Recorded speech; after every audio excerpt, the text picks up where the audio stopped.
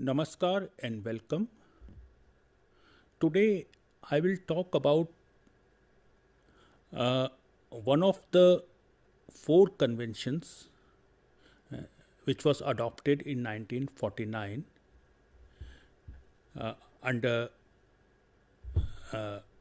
which is called Geneva Conventions of 1949 relating to international humanitarian law, and our today's topic is related to our certificate in international humanitarian law, that is CIHL program, and course code is BLE 035. This is the first course of this program. So, in 1949, after Second World War, four conventions were adopted, which are called the Geneva Conventions of 1949. One convention, Convention 1, deals with the land warfare. Convention 2 deals with sea warfare and shipwrecked persons, protection available to shipwrecked people and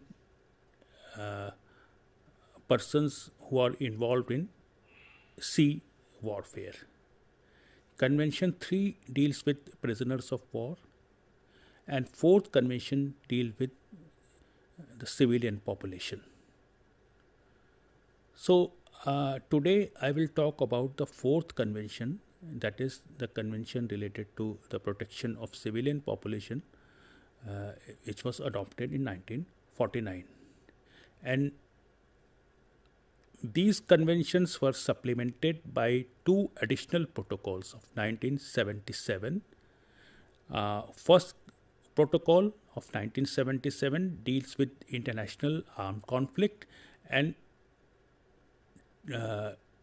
protocol 2 deals with non-international armed conflict. So the protection which are available to civilian populations who are not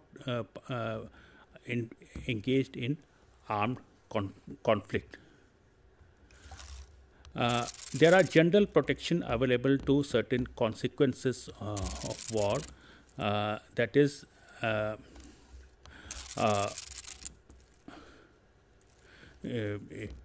this article 48 of the additional protocol 1, that which was adopted in 1977. It says that in order to ensure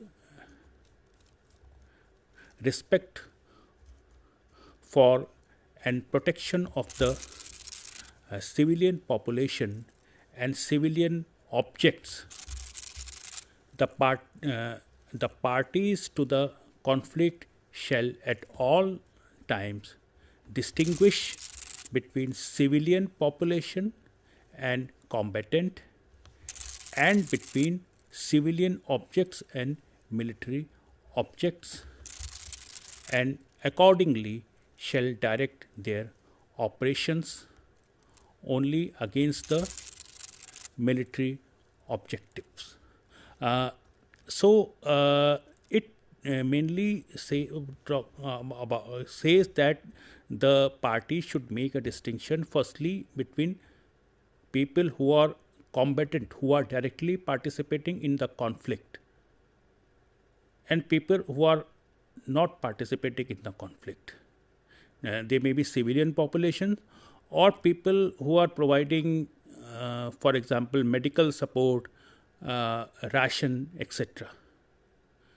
So, firstly, and secondly, the military objects and civilian objects. Military objects are military installations, military bases, ships, tanks, etc. And civilian objects includes hospitals, educational institutions, cultural properties, and other places, shops, factories, etc.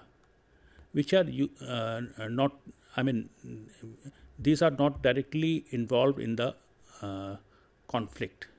So these installations, these facilities are used by civilian populations. So any operation should be directed to the military personnel and military objectives only.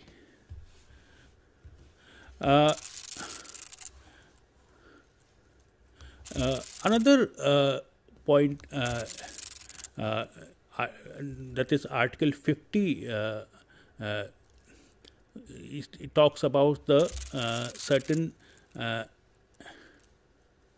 it defines civilian population, which I have explained to you, people who are not directly or indirectly participating in the armed conflict. So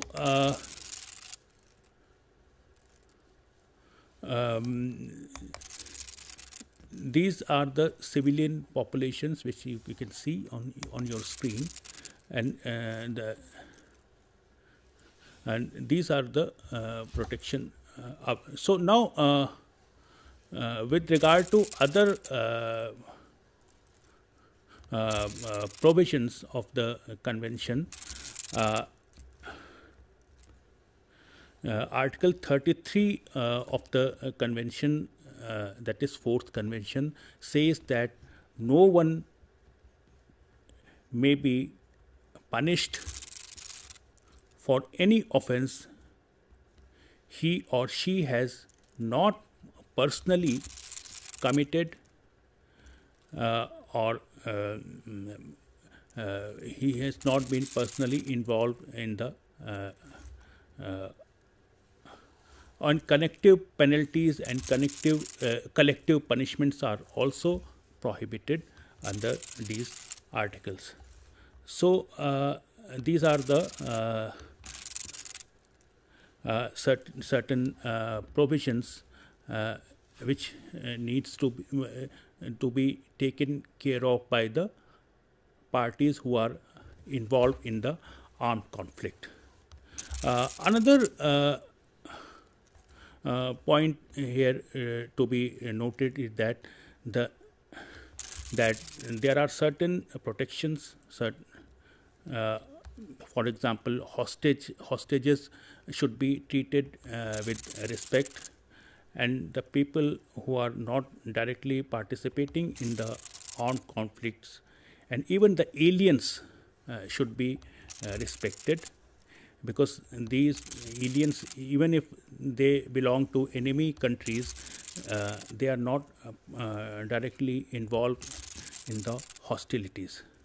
So, so these are the protections which are available to the people who are not, participating in the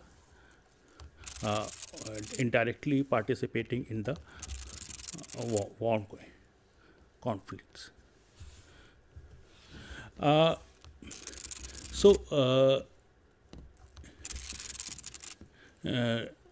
The protection which are available mainly against the physical torture or any kind of mental torture which the parties may inflict on others, or on medical attention should be provided, medical care, medical facilities should be provided to the civilian population, and it should not be in any way hampered by the occupied territory. So these are the protections which are available to civilian population. And another point which I would like to mention here is that the Geneva Conventions, these are covered by these protections, the provisions relating to the protection of civilian populations are covered in the 1949 Fourth Convention, Aristotle Protocol, as well as in the Hague Conventions of 1899 and 1907. So these are the protection available to civilian populations. So their belongings, their they should not be subjected to unnecessary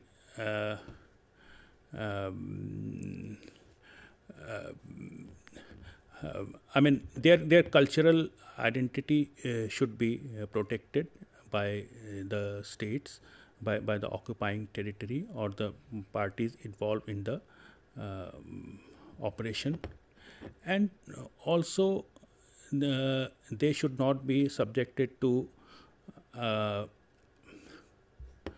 the penal consequences, the penal laws of the occupying territories. The laws of the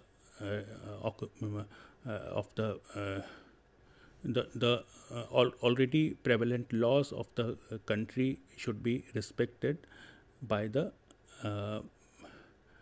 occupying territory or the parties who are involved in the armed conflict.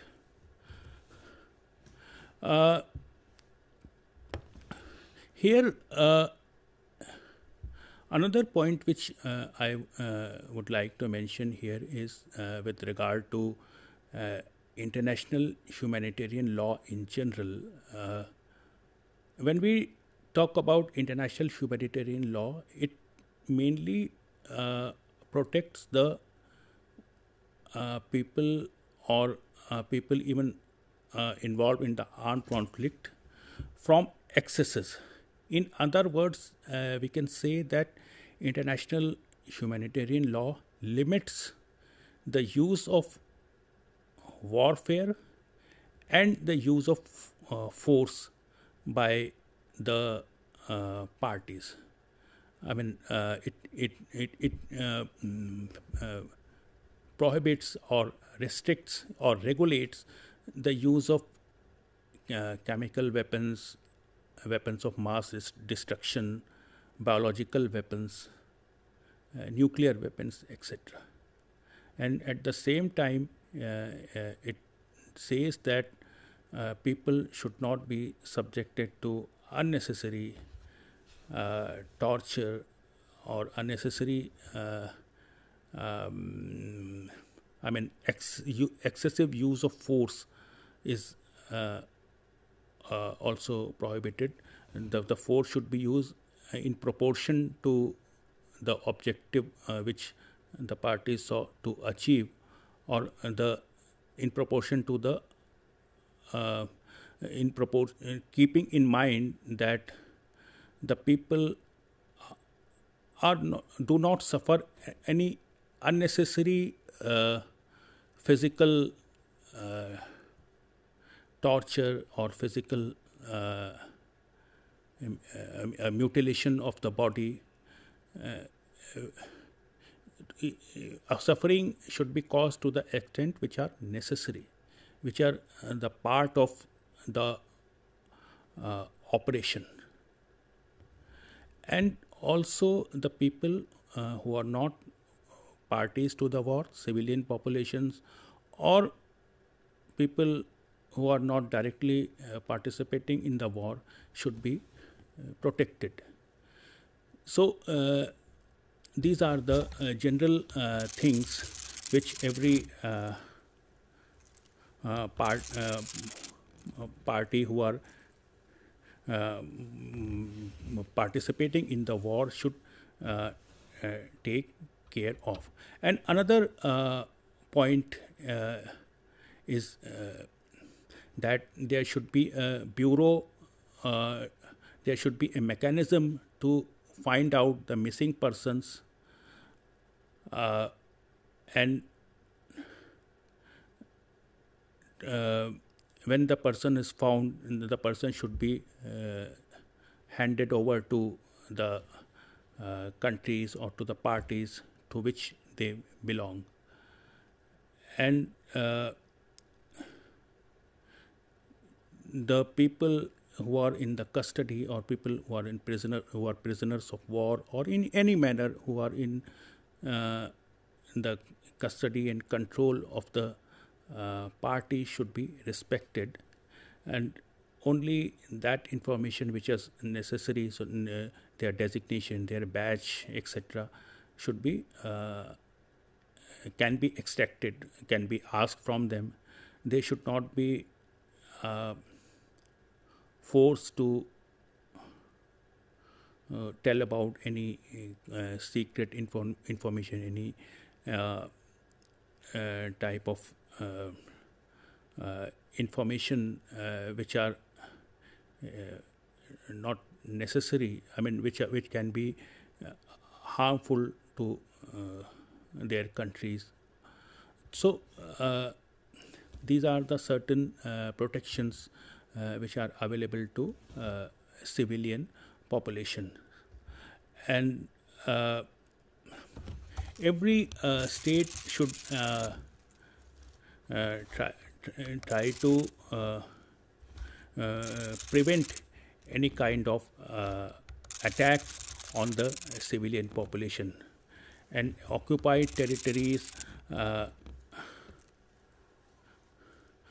should take care that people who are civilians who are not participating in the war should be respected, should not be subjected to unnecessary sufferings.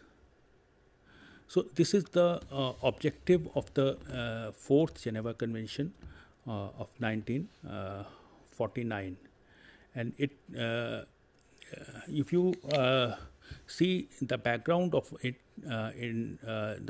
we have seen that in Second World War, people have suffered a lot due to attacks on civilian population.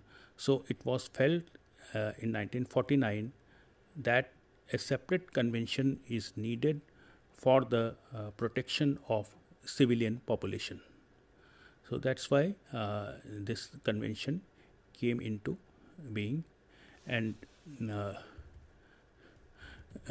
in India also we have adopted the Geneva Convention Act of 1960, which has